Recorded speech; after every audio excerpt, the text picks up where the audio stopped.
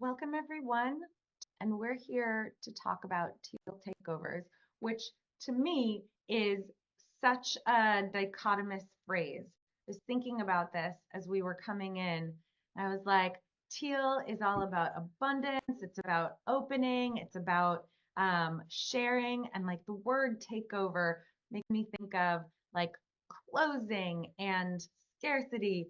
But of course, what we'll find today is that maybe that word has too much of a negative connotation. Hostility, exactly. Um, so if you can move us over to the next slide, this is our welcome. The agenda, as you can see, we're going to, as usual, do a bit of a Teal primer, get us all into the headspace of what the heck is Teal anyways, do a little connective exercise, which again is going to be in a large group.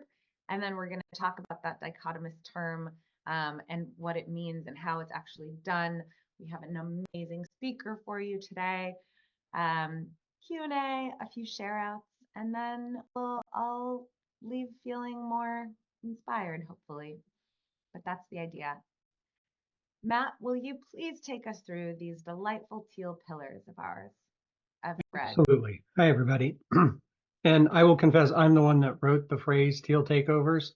I did mean it to be provocative, but I thought of it more in terms of how, like, somebody will let another person take over their social media channel or their store or something. It's a little more like giving space over. So from our Teal team perspective, when we talk about Teal, we really look at the three pillars that came out of Frederick Laloux's book, Reinventing Organizations. And those are first, we think of it first among many is wholeness. We need to have our whole selves be present in working in new ways, bringing only part of ourselves or our old selves into a new situation is not going to be successful. Once we are tapped into our wholeness, then we can also tune into evolutionary purpose, both our personal purpose, but also the purpose as it evolves for the entire organization and the organization as its own entity. And once you can get those clicking, then you can really step into self-management, which is, it doesn't mean no leadership. It just means a different take on roles and responsibilities. So that's what we're going to be diving in today. A lot of today's topic is going to be focused on self-management, but I suspect we're going to hear a lot of wholeness and purpose when we talk about Teal takeovers as well. Matt, speaking of wholeness, let's go back there for a second.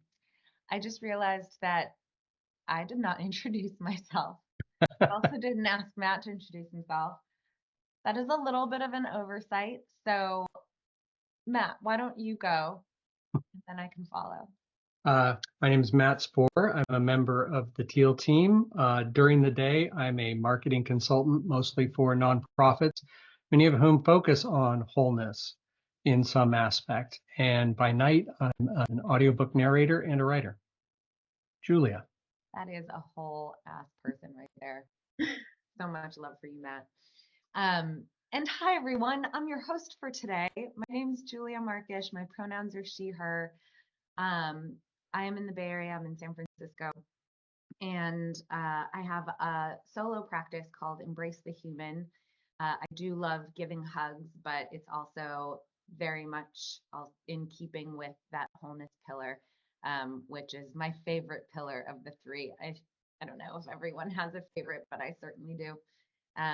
And I'm just thrilled to be here along with you all and my Teal team colleagues. So anyway, that's where I'm coming from. So I'm super excited for this conversation that I'm about to hand over to Travis to kick us off with. So here we go. Travis, you're up. I should take myself off mute first, and then introduce myself, and maybe introduce our guest of honor for today. So my name's Travis Marsh. I'm one of the Teal team members. Lots of friends showed up for this because I was so excited about this Teal event and this discussion today, and I'm just so thoroughly blown away by the quality of people that we have here.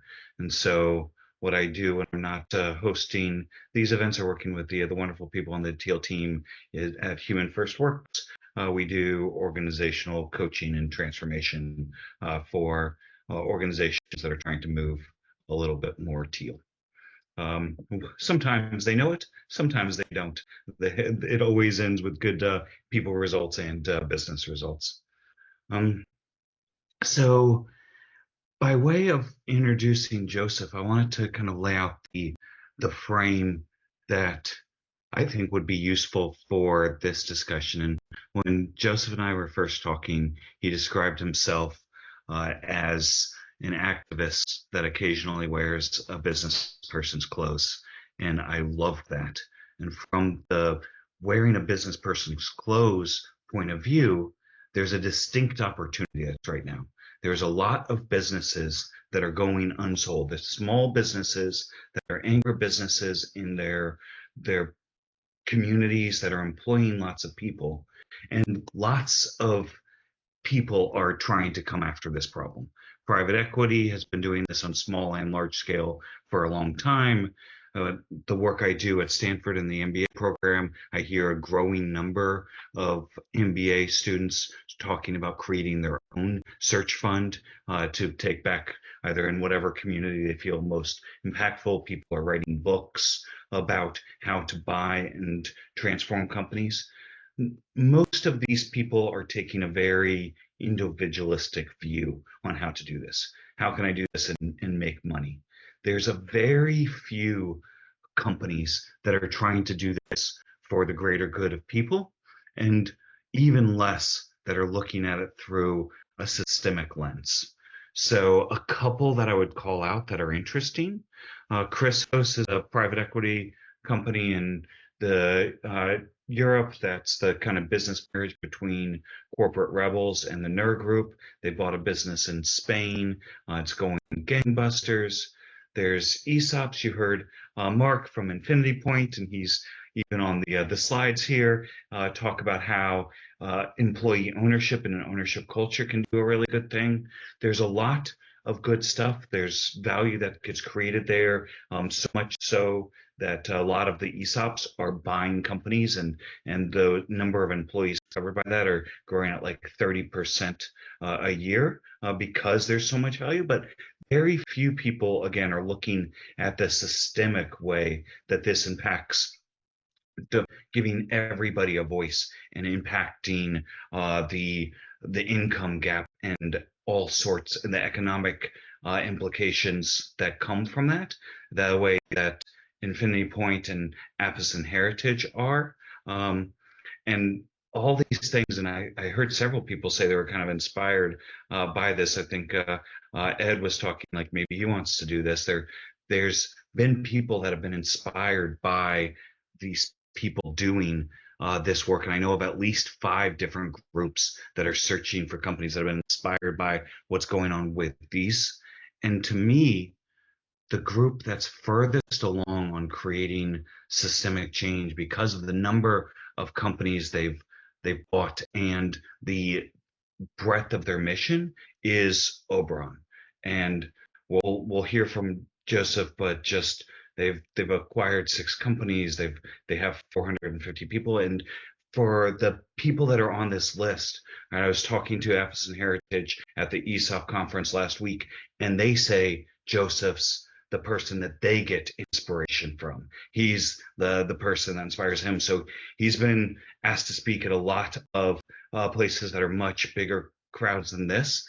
But the link between Teal and co-op is something that he sees, and there's a possibility that's there that I think is the reason that he accepted my invitation to come speak with us.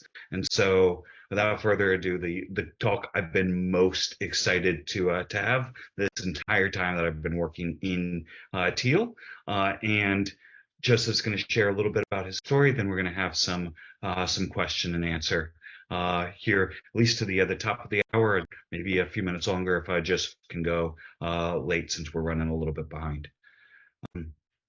So Joseph, without further ado, can I hand it over to you? Yeah, can you hear me? Okay. Can we take a breath for a second?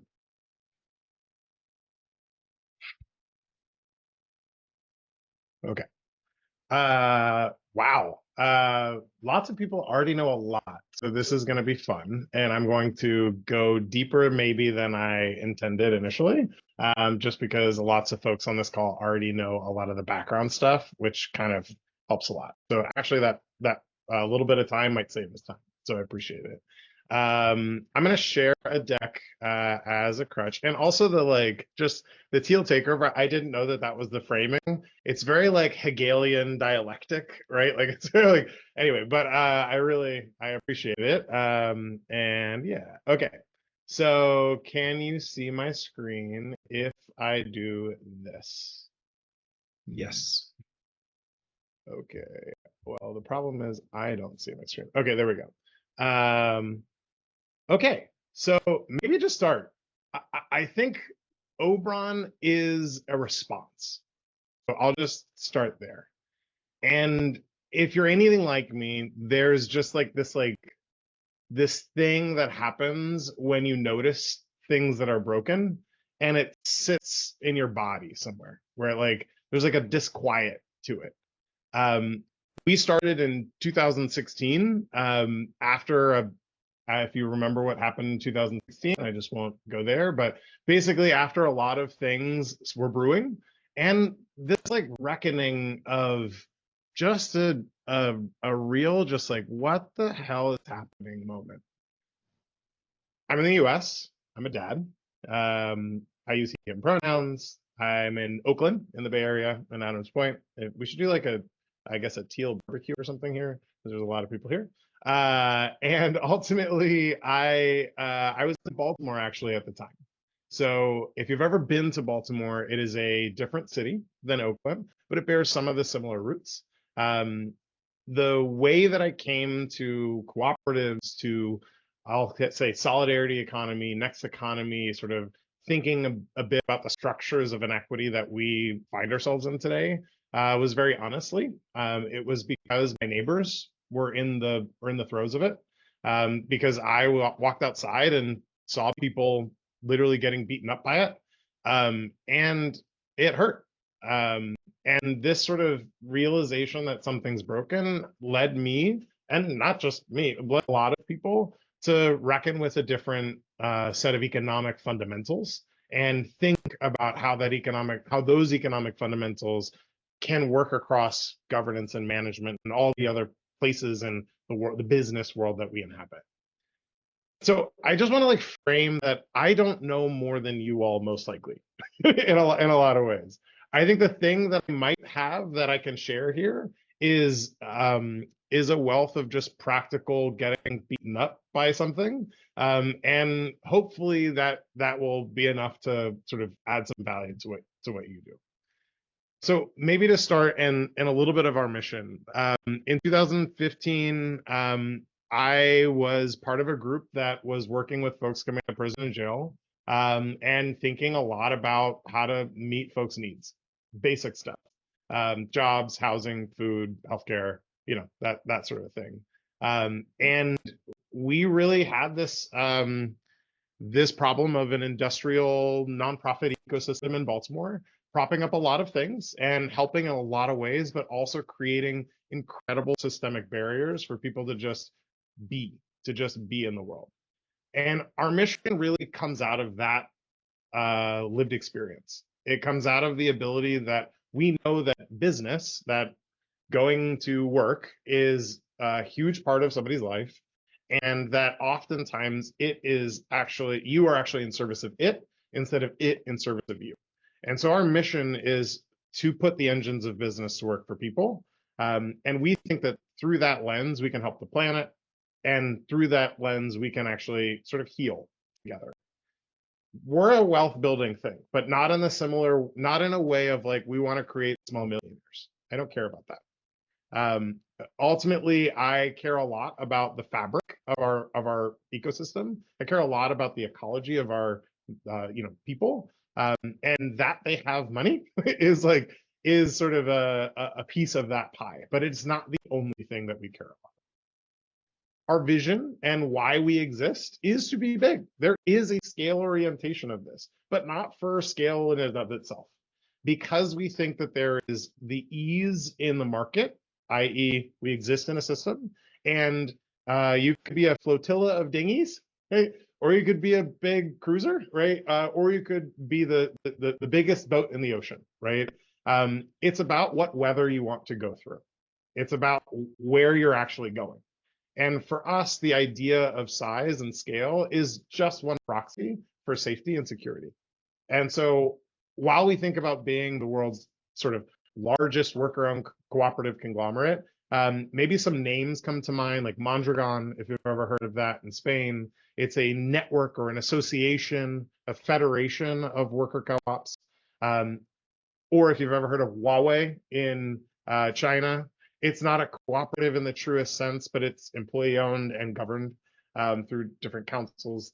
Less applause there because it's maybe Chinese, but either way, ultimately the idea of growth and the idea of putting the business at the service of people sort of gave us a little bit of a starting point to understand who we are. And then we stumbled on this thing called a co-op.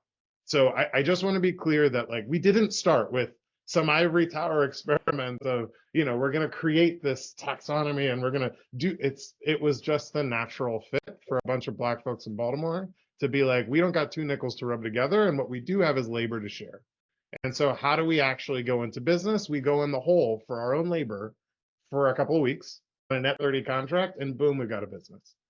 So this is like, when I say humble beginnings, it is the most humble of all businesses. And there's a lot of consultants on the call, so I'm not going to like belabor like how a consulting business starts, right? But the initial business was staffing, right? The initial business was we're selling our own labor. It is the thing that we have to actually sell. And we're doing it humbly. We're doing it because we need to, and we're doing it because we want to support each other.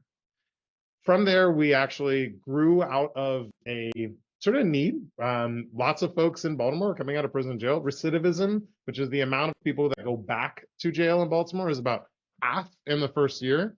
Just think about that. Like half of the people that come out go right back within 12 months. And so we had no problem attracting folks. We had no problem attracting talent. The issue oftentimes came up where it was people couldn't find a house to live in to go to the work. They couldn't find a car to get to the job. They didn't eat last night, so they're not going to show up tomorrow because they actually have to sort of, get that need met before they get the next one. I say all this to say that like where we are today, which is a bit different, like that's the root of the thing that we created. How we grow, why we do it. We saw that need of, just a job in staffing, and we did that for a while, about 2 years of just straight up staffing business. We then saw the need of housing, and we were like, ultimately, why don't we go and do that, for people with our members. And so we ended up in 2020, right before the pandemic, buying a construction firm in Baltimore, Maryland, and a couple of houses as well, because why not? And ultimately, the goal of housing our members came true right before the pandemic sort of hit in full force. Savvy business move or serendipity, either way, we navigated the pandemic as a construction firm and parlayed a lot of the folks that were doing construction staffing and contingent labor staffing in warehouses and in food service into a construction business. Worked. At the same time, I started a consultancy. My background is actually in technology. I went to computer science at Drexel and then into culinary school because I hate my parents, but either way, we really have this idea of labor as the sort of underpinning of our thing. And by 2020, we had grown to about 30 or 40 folks across two businesses. At that time, it was construction staffing, food service, and I had started the consultancy for technology. And we kind of were like, we're kind of coming together naturally. Why don't we actually create something more structurally appropriate for what we're trying to do? And that's where the co-op came out of. So there's, again, no grandiose vision, no tinkering on it was just natural. And so what we created was a holding company structure for those two entities. And then we invited everybody to join the one co-op. Again, it was about 35 folks, and what feels about right? Okay, $250 feels sustainable for us as individuals, not so much that it's pricing out the lowest paid folks in our pool, and not so little that it's nothing for somebody that makes, you know, $150,000, $200,000 a year. And so ultimately, we created a holding company. We organized it as a co-op because that just felt right. And we said one member, one vote in equal distributions of our proceeds, of our surpluses, of our free cash, based on the time that you work, because every human has intrinsic value, and ultimately your time is your time. And we all have one life, and that's the great equalizer here. And that's how we're structured. Again, I want to reiterate, common sense, practical, zero like super architected, engineered anything. And really the thing that we saw was that was repeatable, that we could do that again and again. And ultimately it sort of hit a chord with what we felt in our bodies as true and right, and also what we saw in the market as an opportunity. Travis sort of stood up that there's this silver tsunami happening in the United States. There are baby boomer age business owners that are trying to figure out how to retire off of the one asset that they have, their business. And we are at a moment where we are positioned to catch some of that opportunity in a novel structure, in a cooperative holding company structure, but ultimately in a way that centers the people at the end of the day that are doing the work of each of the businesses. I really want to stress that this model is a model, meaning just like any model, there's like variants of it. We oftentimes go outside of it, but really the idea of matching an entrepreneur with a thesis, with the idea that there's a market segment that needs to be addressed in a different way, that needs to center people and center the planet instead of just solely profits, that there's sort of a zeitgeist around that idea anyway, matched with our structure from a solid singular balance sheet and a P&L that is growing and governance that supports those endeavors with a bunch of opportunities, i.e. a bunch of companies that are raising their hands looking for this solution, creates a mechanism for us to actually go to market and say, hey, this is what we're doing. And people tend to be like, what? I didn't know that that was possible. What? So I feel honored to be at a moment where those things that are happening external to us align with our purpose and align with why we exist in the first place. Again, coming from a place of relative little privilege, having the ability to meet this moment feels good. Lastly, I will say that our model of membership and the idea around work is still work. So we today have businesses in home health care, in logistics, in staffing, and financial services. And the jobs are the jobs, right? So ultimately, if I am going into somebody's house and taking care of them through, you know, wound care, phlebotomy, I am in service of someone. And I'm also a worker, right? I'm also an employee. And I need certain things. I need a solid wage. I need benefits that meet my demands. And I also need to have just like a regular set of training that I need to do in order to be a better nurse or LPN or RN, right? That stuff is not changing. So I don't want to like, sometimes when people think of co-ops, they also think of like anarcho-syndicalist collective bookshops and bike shops that like everybody smells like patchouli and says, screw the man. And I'm like, I also might smell a little bit like patchouli, but like ultimately the idea is that we're still in business and work environments that require a standard of operating capacity that we have to meet, that we have to actually match or exceed, as you know, ideally exceed. So that doesn't change. The part that is new, the part that's novel, the things that are interlocking here that I think will raise up some of your questions are we also pair that with a democratic decision making, i.e. democratic governance and management model, as well as tying it to benefits that may not be within the normal scope of an employee-employer relationship. Internally, we think about this as our member benefits and our internal member governance model. And that to me is some of the places that you might dig into in questions later. But really the point being, and the thing I want to communicate is ultimately we're still at work. We're still doing the day in, day out of service. We have yet to buy a product company, but we will build products eventually. And that doesn't change. The thing that is interesting is we are structured in a bit of a novel way. We create group holding companies within specific verticals and sectors. And then we go after, those group holding company acquisition targets. So like I said, we exist in health, staffing, logistics, and capital. And then we back those with shared services, i.e. we back those with underlying people operations, financial support, legal support, the back office infrastructure stuff that sometimes small businesses lack. That's not novel or new. Shared services cooperatives have existed for a long time. Generally, they do it in an association. So a model that looks at a business buying into another association of businesses to get access to the services. Our spin on that is we look at the individual worker and we look at the business and we try and serve both instead of just the circle that is the business operations. So our membership and our sort of our change management processes center the people, not the business outcomes or needs solely.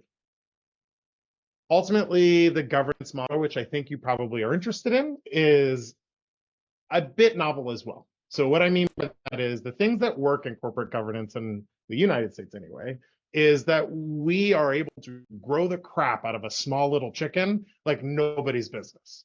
We're able to just like pump it full of chemicals and it will serve 1 million people and it's just magic. The thing that doesn't work is the externalities of all of those endeavors and like the ability to actually understand your position in an ecosystem, i.e. sense making about your relative position in the world. We do not have great structures for that. So what we're trying to do is understand the things in our current governance situation that we don't need to change, i.e. to acquire a company, it's kind of, we know how to do that as a corporate community, right?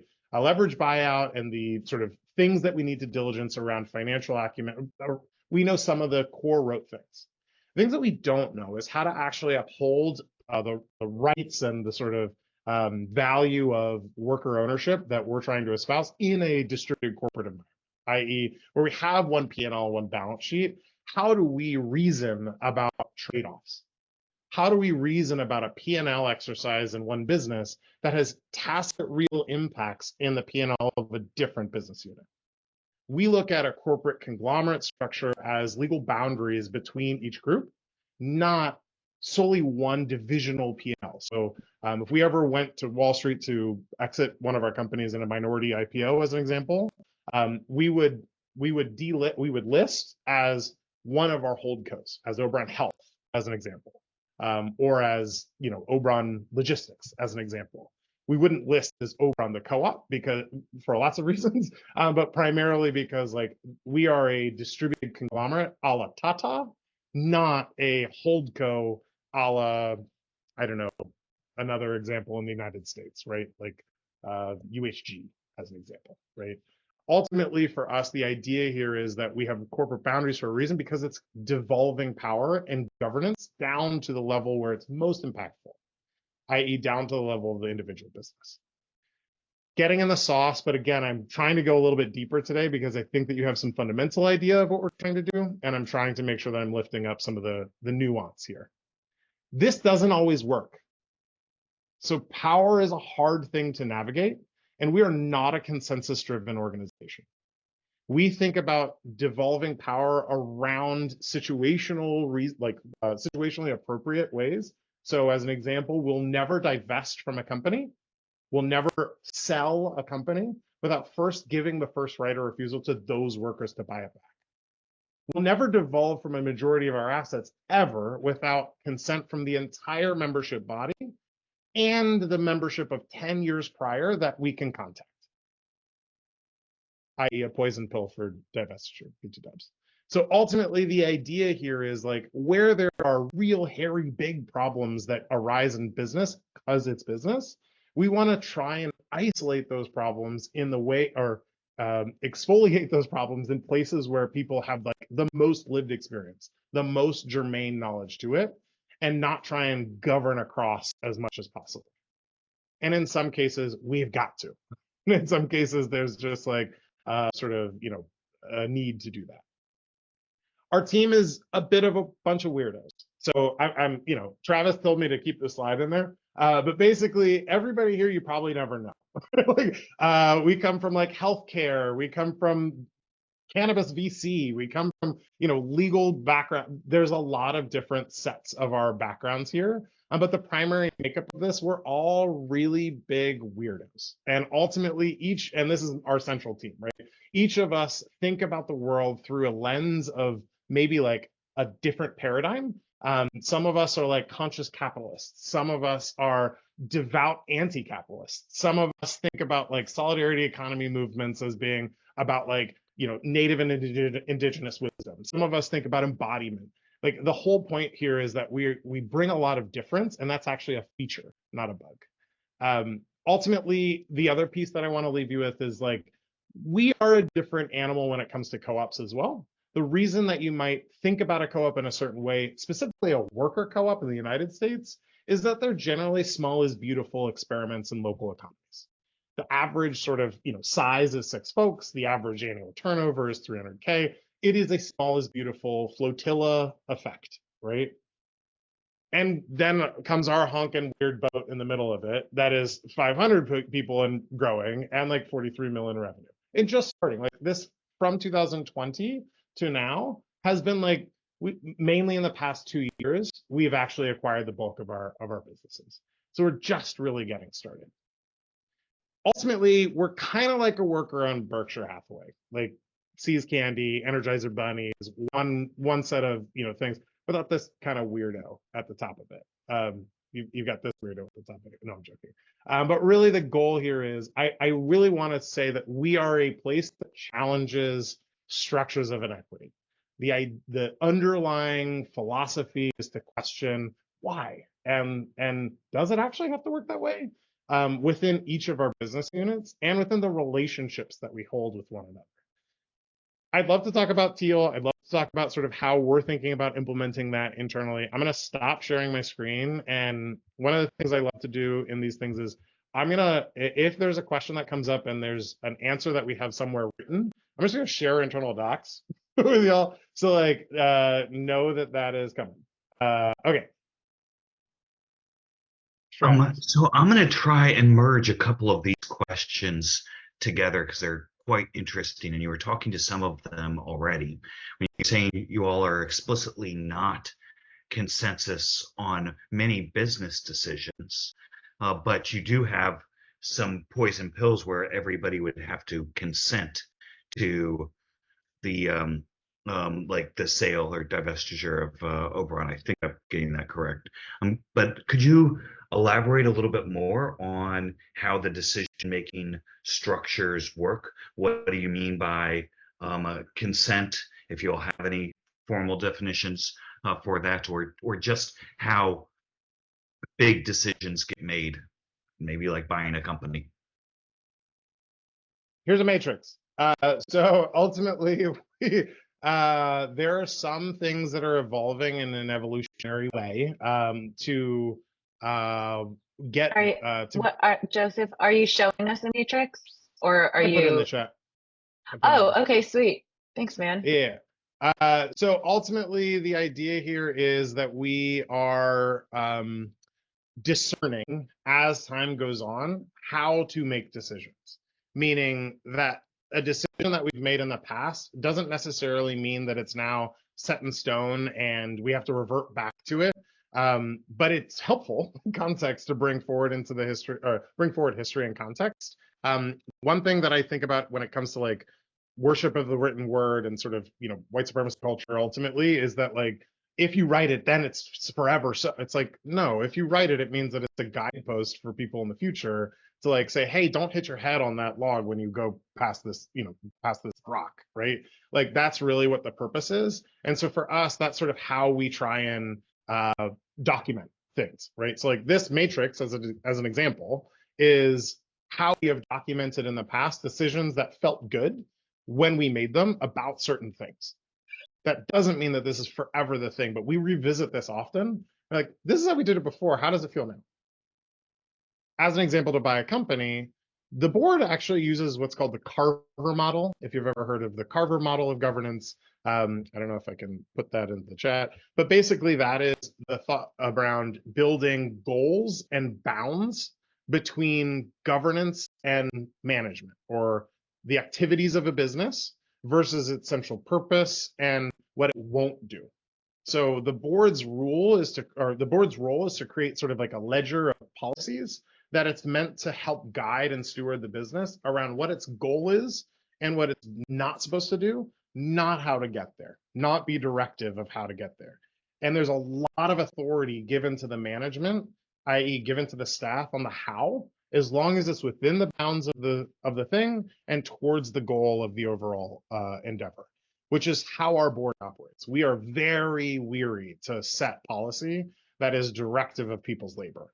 We're very open to set policy that is setting a great goal or a big, hairy, audacious goal and a clear bound on what we can't do to get there, i.e.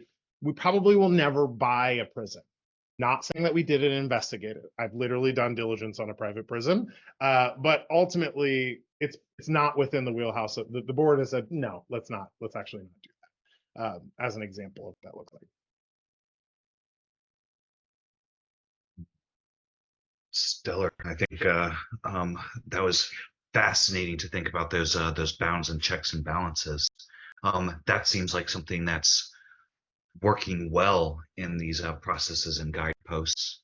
I'm curious if there are some things that you found that have been challenging or problematic in giving people a voice or say in things. 100%. Okay, so like we did this thing last year called our participatory budgeting jam. What that was, and I'll send a link. So what that was basically our attempt at getting as much feedback, as much involvement from people when it comes to setting a budget within our business as possible, within, again, a set of goals and set of bounds. And ultimately, that was a massive failure for so many reasons. One, you're trying to like consensus with hundreds of people around, literally, we created a spreadsheet that we let everybody have access to and built like, anyway, it was just chaos.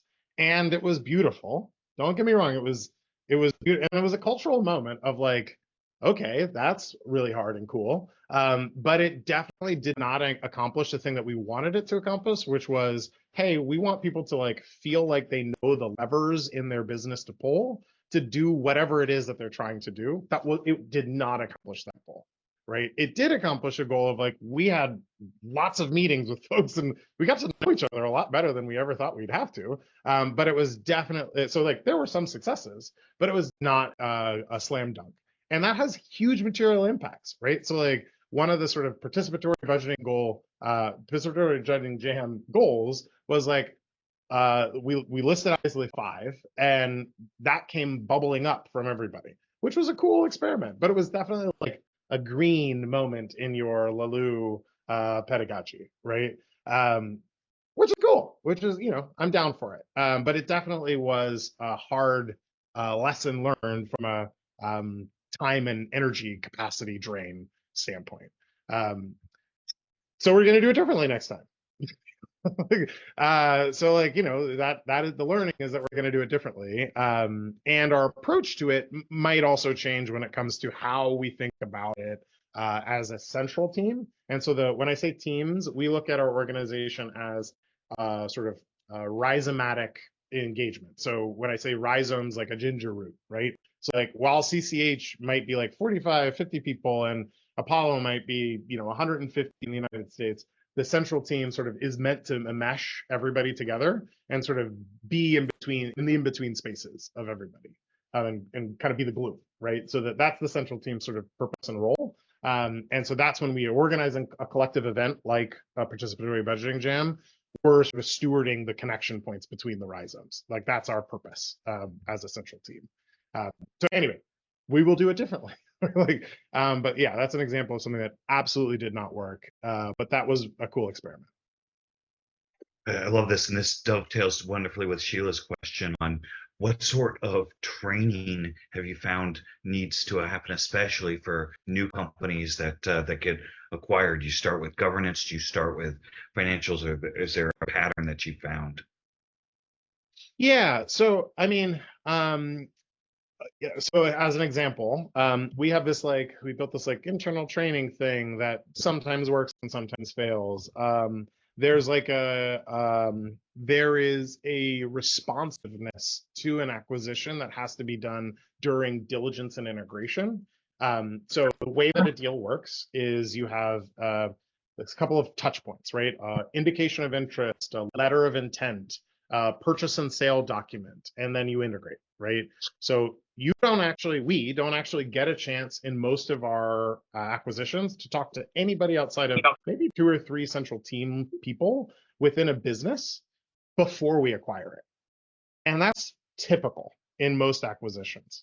So we have this challenge of creating a play for folks that we've never met, that we kind of got some juice from the founder, who's totally colored to the thing. And we got to be able to deliver that 5-act play, with the crescendo being sign up for membership and participate in this crazy experiment with us blind. So it's fun, right? But ultimately, the way that we actually do that varies depending on the people that we're working with. So in healthcare, as an example, we bought a business called Apollo. It has 150 workers in the Bay Area and home healthcare business, and 35 folks in Ahmedabad, India, right? So a distributed team. And so we did a lot of stuff virtually. So here's a welcome, this is on the website. Here's a little welcome thing that we did for folks that was an intro from the seller, kind of brought folks through a narrative.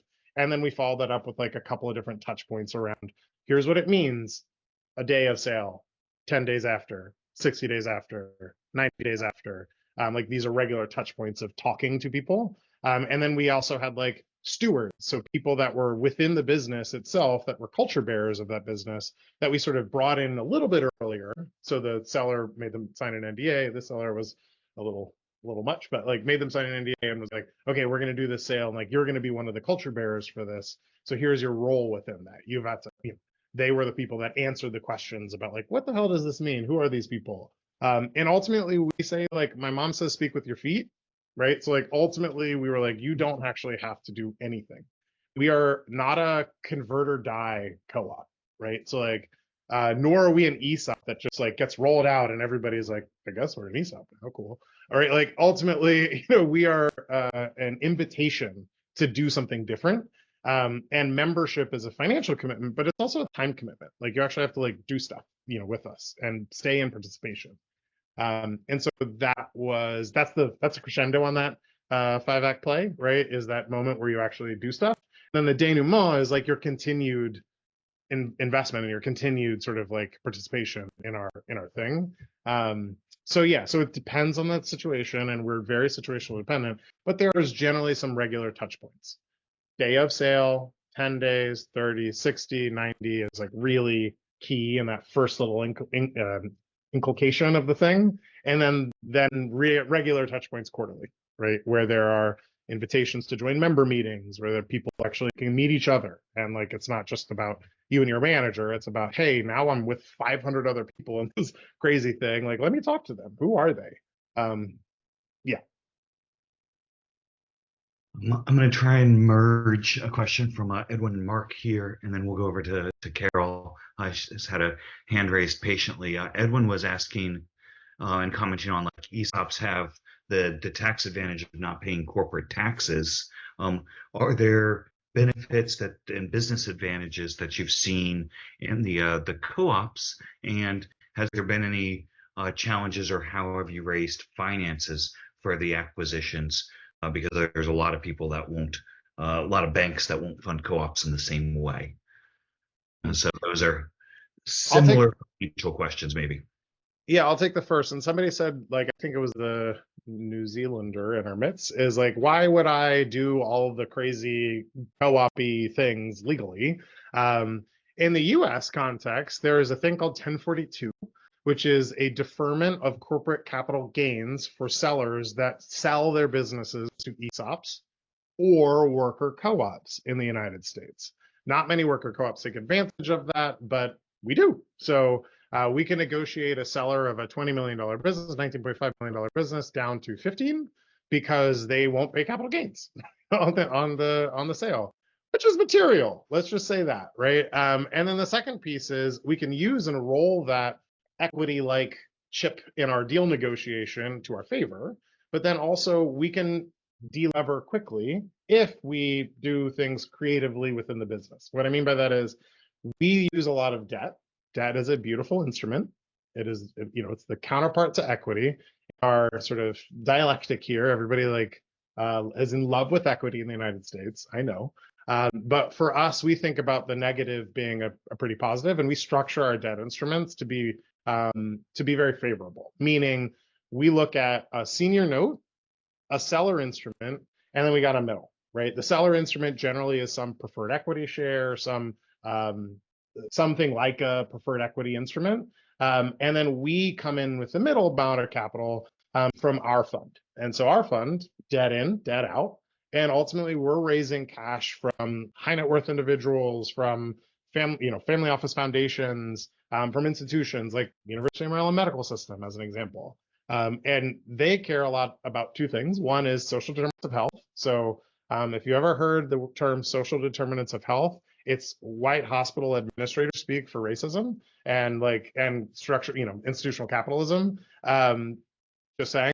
So ultimately, we're able to sort of network into hospitals and to large institutional wealth holders, and we can sort of position capital in our business for like a 2-2-1 structure, as an example. 2 years of non-payment, 2 years of interest only in a balloon. Hell, it's equity, right? I mean, at the end of the day. But ultimately, for us, the idea is restructuring payments on a pretty cash flowing business. So we don't buy businesses that are turnarounds. If we can help it, we don't buy businesses that are startups, right? We don't buy businesses that are too risky in the current environment, i.e., we want businesses that have industry compound annual growth rates like that are pretty great, that are high.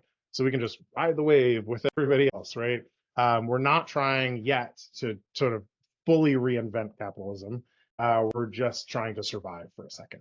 And there's if you've ever heard of the 2 loops model of systems change, Deborah Free, anyway. So one of them is like, there's an emergent system, a dominant system. We inhabit sort of the hospice worker sort of area, and we represent sort of a system, a practice, right? So a group of practice that is sort of emerging into this. So that's sort of the 2 areas of that we occupy, and we need both, right? So we need both the new and novel ways of doing stuff, and we also need to make sure that people don't die in the process, right? Or if they, that we die gracefully, I guess, as a system. Anyway, so that was that. I think I missed the first little bit, but I wanted to at least share how we capitalize and finance our activities. And also just like such a rich conversation with Joseph. Thank you so much for your time.